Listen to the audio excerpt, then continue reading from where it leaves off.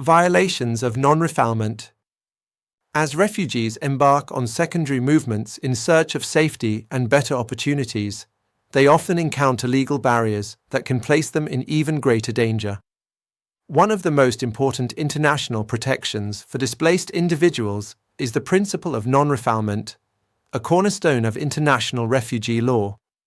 Enshrined in the 1951 Refugee Convention, the principle of non-refoulement prohibits the forced return of refugees to countries where they would face persecution, torture, or other forms of harm. However, despite this legal protection, violations of non-refoulement are becoming increasingly common, particularly as more refugees attempt dangerous onward journeys across borders and between countries.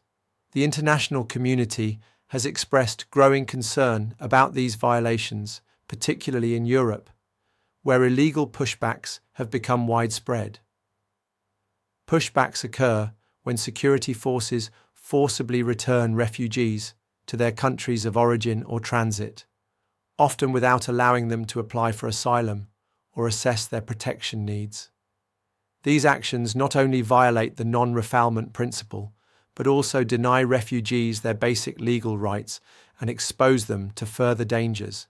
In Greece and Croatia, for example, security forces have been documented engaging in pushback practices, where refugees are detained and forcibly returned to Turkey or other countries, often in dangerous conditions.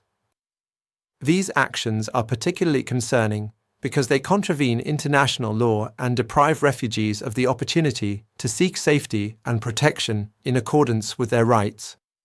Refugees who survive dangerous sea crossings or hazardous border routes are often met not with sanctuary, but with abuse, detention, or expulsion.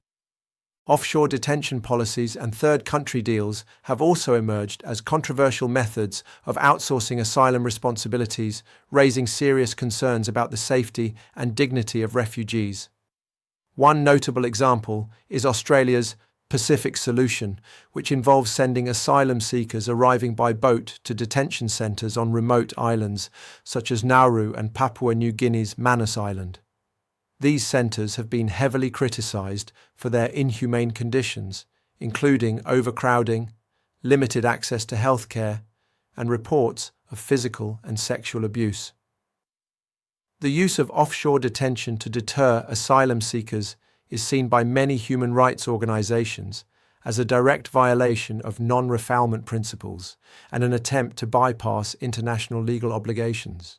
Similarly, the UK has proposed controversial policies to deport asylum seekers to third countries, such as Rwanda, raising significant legal and ethical concerns.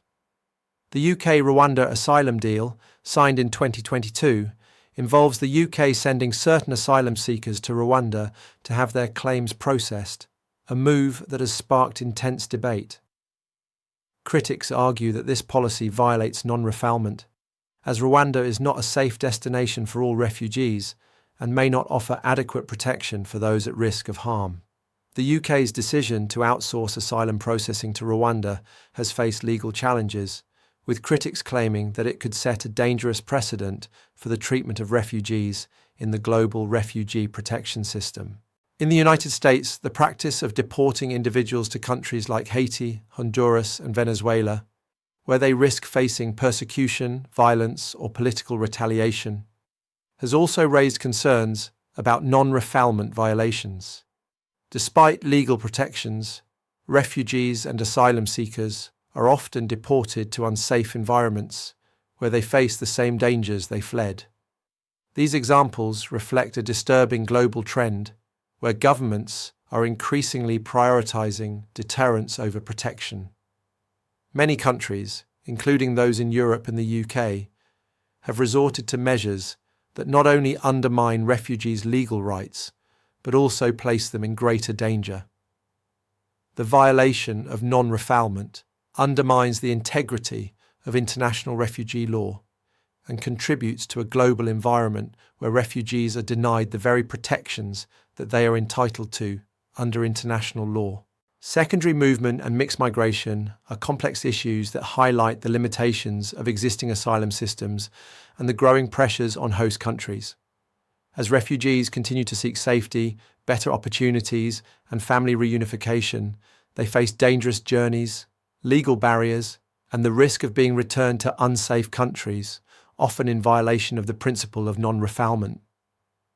The EU and the UK, along with other global actors, must address these challenges by improving refugee protection systems, upholding international law, and ensuring that refugees have access to the protection and rights they deserve. Only by working together can the international community ensure that refugees are given the opportunity to rebuild their lives in safety and dignity.